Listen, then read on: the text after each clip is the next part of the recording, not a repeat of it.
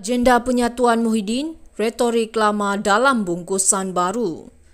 Agenda penyatuan kebangsaan Muhyiddin Yassin, realitinya ini tidak lebih dari usaha terdesak untuk relevan dalam politik Melayu.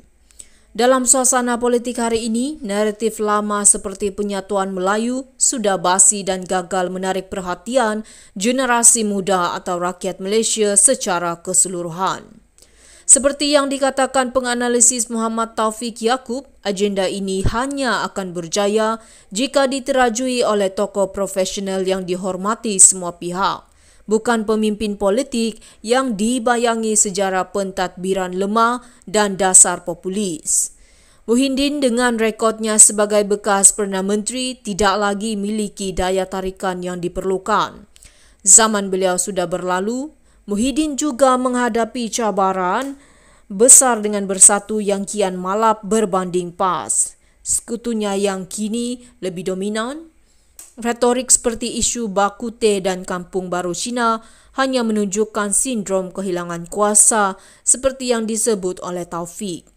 Fokus kepada isu-isu superficial ini tidak akan menyentuh jiwa rakyat. Jika Muhyiddin benar-benar serius dengan agenda memperkasa Melayu, mengapa tiada fokus kepada isu sebenar seperti kemiskinan, pendidikan dan mobiliti sosial? Perkara ini lebih relevan dan menyentuh hati masyarakat berbanding mengulang naratif perpecahan yang tidak produktif. Pada akhirnya, tanpa naratif yang jelas, strategi yang inklusif dan keberanian untuk melangkau kepentingan politik sempit, agenda penyatuan kebangsaan Muhyiddin hanya akan menjadi retorik kosong. Malaysia sudah bergerak ke arah politik matang, pemimpin perlu menunjukkan kepimpinan yang relevan dengan realiti semasa, bukan sekadar mengitar semula slogan usang. Agenda penyatuan Muhyiddin, retorik lama dalam bungkusan baru. Agenda penyatuan kebangsaan Muhyiddin Yassin, realitinya ini tidak lebih dari usaha terdesak untuk relevan dalam politik Melayu. Dalam suasana politik hari ini, naratif lama seperti penyatuan Melayu sudah basi dan gagal menarik perhatian generasi muda atau rakyat Malaysia secara keseluruhan. Seperti yang dikatakan penganalisis Muhammad Taufik Yaakob, agenda ini hanya akan berjaya jika diterajui oleh tokoh profesional yang dihormati semua pihak, bukan pemimpin politik yang dibayangi sejarah pentadbiran lemah dan dasar populis. Muhyiddin dengan rekodnya sebagai bekas Perdana Menteri tidak lagi miliki daya tarikan yang diperlukan. Zaman beliau sudah berlalu. Muhyiddin juga menghadapi cabaran besar dengan bersatu yang kian malap berbanding PAS. Sekutunya yang kini lebih dominan.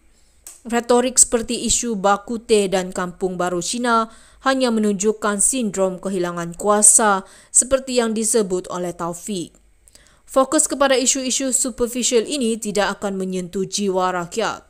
Jika Muhyiddin benar-benar serius dengan agenda memperkasa Melayu, mengapa tiada fokus kepada isu sebenar seperti kemiskinan, pendidikan dan mobiliti sosial? Perkara ini lebih relevan dan menyentuh hati masyarakat berbanding mengulang naratif perpecahan yang tidak produktif. Pada akhirnya, tanpa naratif yang jelas, strategi yang inklusif dan keberanian untuk melangkau kepentingan politik sempit, agenda penyatuan kebangsaan Muhyiddin hanya akan menjadi retorik kosong. Malaysia sudah bergerak ke arah politik matang, pemimpin perlu menunjukkan kepimpinan yang relevan dengan realiti semasa, bukan sekadar mengitar semula slogan usang.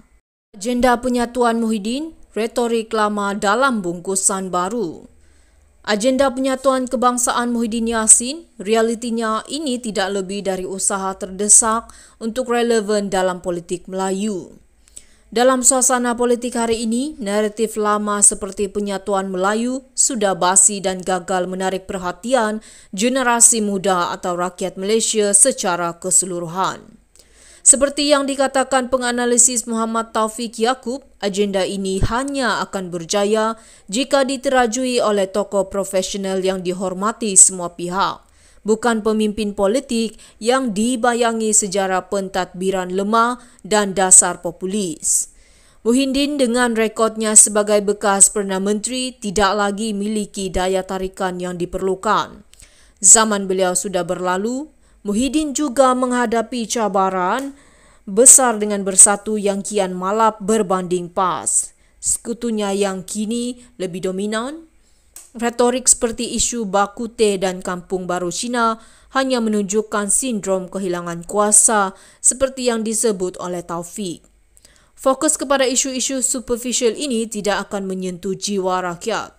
Jika Muhyiddin benar-benar serius dengan agenda memperkasa Melayu, mengapa tiada fokus kepada isu sebenar seperti kemiskinan, pendidikan dan mobiliti sosial?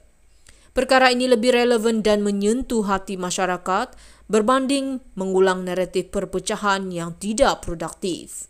Pada akhirnya, tanpa naratif yang jelas, strategi yang inklusif dan keberanian untuk melangkau kepentingan politik